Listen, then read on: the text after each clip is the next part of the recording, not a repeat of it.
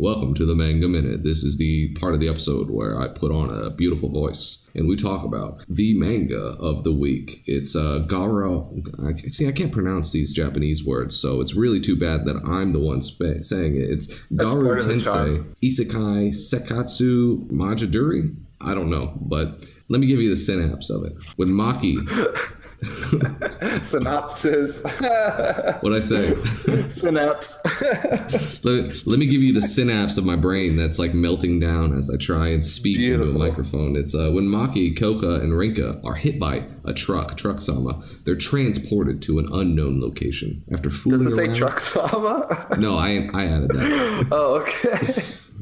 After fooling around, they eventually figure out that they're in another world, if you didn't already know that from the Isekai Whoa, dude. But here's the twist. With their phones still connected to Twitter, now they must try and live in this fantasy world. And that's the title. That's the description. And all right, so this is one that you've recommended in your so you send me like 5 mangas every week and you're like, hey, which one of these should we do for the Manga Minute? And this has been in there every week, and finally I relented. You know why? I recycle the list. You know why? Yeah, that's true, but I picked it because isekais are popular and we gotta get those view counts, baby. That's why it's in the list. And I haven't read it.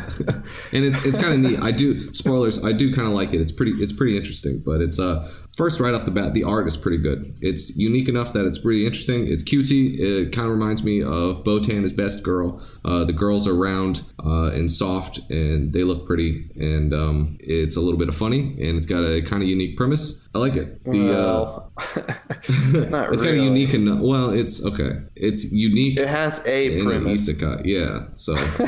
So there's 3 girls. One's kind of a bookworm. One's kind of like more of a delinquent normally, and one is just punketsu would be the word. She loves pancakes. And like she's like indifferent. Yeah. And she's like all indifferent to be in the new world, and she's like taking pictures on Twitter and things until she realized that there's no pancakes. So later on, she spends an entire chapter grinding up cooking skill to make pancakes. Like this is the type of thing that you're going to be reading, and it's just fantastic. It's these how do you pronounce it? Gyro. Gallo Sengens. Gallo Sengen. Gallo Sengen. You could just say gal. I mean, gal. Yeah, so it's you could try to be a tryhard and say like Gyaru or something. But gal. So the Gyarados, the Gyarus are all they're all kind of like not so much delinquent girls, but like preppy girls. Like they're on their own thing. They don't really care about anything else other than they're just Twitter stupid. And things like that. They're all stupid. They're stupid. I hate them all. Yeah. It's the worst trope. But I'll get into that in a bit.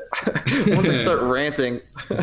All right, well, let me get the positives out of the way. It's like, so basically the plot is they're in the isekai, which y'all know, but their superpower is Twitter. This Twitter power, which is their secret cheat skill, so which basically translates to more metabots, more power. And by that, I mean more Twitter followers equals more power. So the more they like tweet and have followers, it like augments their stats. So it's like the girl's level 4, but she has like 10,000 Twitter followers because she's an idiot and posts like retarded photos of herself. But people are so thirsty that they like follow her. And it's like after the first day already, like their smartphones run out of power. So they have to go find like magic sources to recharge their phone. The bookworm girl tames a water healing sprite and things like that. But it's fantastic. You've probably, if you've been around the one-page threads, which is where I found this one, you've probably seen the picture of like the girl with a dumb look on her face, like throwing a punch and like blasting away like a boss enemy, where everybody's like looking like surprised because they're like, "What? You're level 4? How did you do that?" And it's like because she's augmented with the Twitter power. She's like completely like god hacks like out the wazoo and like destroying everybody. But she doesn't. She's an idiot. She's completely oblivious to things like that. Later on, they actually find that there's a boy that they picked on in the past, and I don't know how he died or if he died, but he's in the world and he sees them. And he got hit by a truck too. Oh, did he? Okay. Yeah, I like that twist that he's a character. Yeah, and he's been in here for longer, so he's an S rank. He's a big shot in the world, and they just reduced him to a nerd because they're so oblivious to the new world that they're like, "Oh, you were a nerd back then. Let's bully you now." And so they bully this like S rank like warrior, and he's like he doesn't like seeing him. He doesn't like being around him because he's in love with this other S rank warrior girl. He's so embarrassed to be reduced to nothing like from these like level 1 girl, like just emasculated. Yeah, but that's the word to do it. Yeah, it's kind of like in Konosuba when they met the last guy that Aqua sent into the world. Yeah, and she's just like, yo, I don't remember you. Like, oh yeah, kind of I do, but he's like, I thought I was the chosen one. It's like, nah. Well, Aqua's terrible though. See, well, we talked about this before. I kind of grew on it. Yeah. These girls are like really oblivious to their own thing. Like one of them just wanted to make pancakes. One of them, the other one is more serious. Actually, this last chapter is actually some character development. It's not a super spoiler because there's no real plot. It's just fun. They all wanted to learn how to ride chocobodos or something, which is chocobos, and one of the girls even says it's like, oh, that's really close, like to the name of chocobos. Like they look just like chocobos. Yeah, they look exactly like chocobos.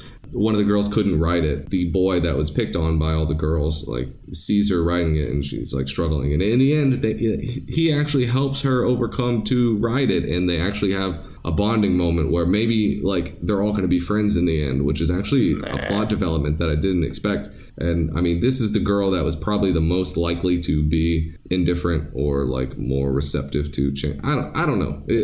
But it's it was a very interesting little story. I think there's maybe like 12, 15 chapters out now, so it's a good little bit of time that you can go through and read. I enjoyed it. It's fun. It's what it is. It's an isekai, so you're going to get the things what you want. You're going to get some standard jokes in it, but it is a little bit different in the sense that it's refreshing. We've seen I'm Trapped in My World with a Smartphone before, but this is less like... It doesn't take itself seriously. Serious. Yeah, so which is the only reason I would ever consider it, because we're in a post-ironic stage in life where if you are an unironic isekai, it's like, what are you doing? Like, get out of here.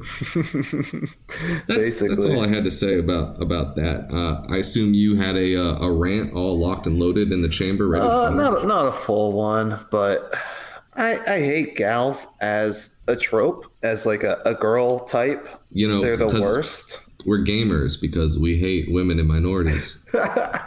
Veronica. Why are you dating a jock instead of me, Veronica? I'm an elite gamer.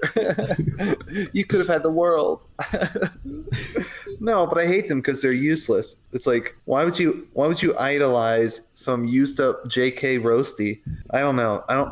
They have no redeeming qualities. In mangas, they're all pure. Like, but they don't none of them are like roasties. It, so like, what's the point? That's true, but like they're putting on airs. They're putting on airs in a sense. Like I got boiled as a frog into this. I ran out of like really solid rom-coms to read. So it'd be like, oh, here's one about like a delinquent girl, and it's like she's really just misunderstood. And it's like, okay, so it like eased you in from the delinquent thing to like the gals, and it's like there's one with like gal cooking where, you know, she's a pure gal, but like she tried to be popular by, you know, being a gal. And it's like, but, you know, she's in love with the teacher, so she wants to join the cooking club with him, and they cook desserts and things like that. And she's pure-hearted. So it's like, you can look past maybe the superficial, like, I mean, because if you think about it in like high school, it's like, okay, so you got the goths, you got the nerds, you got the jocks, and it's like, okay, they're all people, like, they're all retarded people, you know, they're just like what they're wearing is a little different. Even in manga, there's the tropes where it's like, oh, they took off their makeup and they look like a normal girl. Like, there's a whole manga about some cuck boy who does this girl's makeup to turn her into a gal every chapter, but then they end up getting together because he's like she comes to rely on him or something. That'll be for another manga minute or something. No, it's not by the sounds of it. I didn't like that manga. I think it's too lame. I think it's kind of lame if was that the one where he cleans her room? No, that's a different one. I like that one a little bit. See, just there's so many of these. Yeah, well, people say the slippery slope isn't real, but look at you. You're ruined now. You've read like 1,500 gal mangas. It's dangerous. Something like that. Well, I've just basically read all the tags of rom-com on Kiss Manga and Manga Dex. So gotta get through it somehow. You need to evolve into trashy romance novels that like middle-aged women read. Exactly. Yeah. Oh God, I've seen those at the bookstore where it's just like some dude with like shredded abs, and he's like, I'm a werewolf butt vampire. Like, no, what's that one guy? You need to read that one dude. Chuck Tingle. Yeah. Slammed in the butt by my own book or something. Yeah. Buttception. Slammed in the butt by my own book about buttception. Like, Or it's like Velociraptor butt pirate. Yeah. Bigfoot pounds my anus or something Let's like that. do a manga minute on that. Let's no, you know what? Let's rebrand the podcast. Every week we'll talk about another one of those books. Another one of Chuck Tingle's Tinglers is what he calls them, the eroticas. You can go Here's on another Tingler Amazon for and find you. him. Yeah, exactly. That's what he's a Taekwondo grandmaster. Oh, that's pretty cool. Well, I mean, that's just his bio. No, it's real. He wouldn't lie on the internet. Yeah. Who would just go on the internet and lie? I don't have much to say about it. I mean, I could see the appeal, but the girls are so irredeemably trash. If you like that, if you like seeing complete wastes of human skin just flail around, maybe you would like it. It's not for me. I do have some comments on the scanlation itself. Oh, yeah. Let's go for it. So this is actually our second Manga Minute by Moe Panda Scans. Is it from them? I didn't notice. Yeah, so I think it's because you like a lot of their stuff.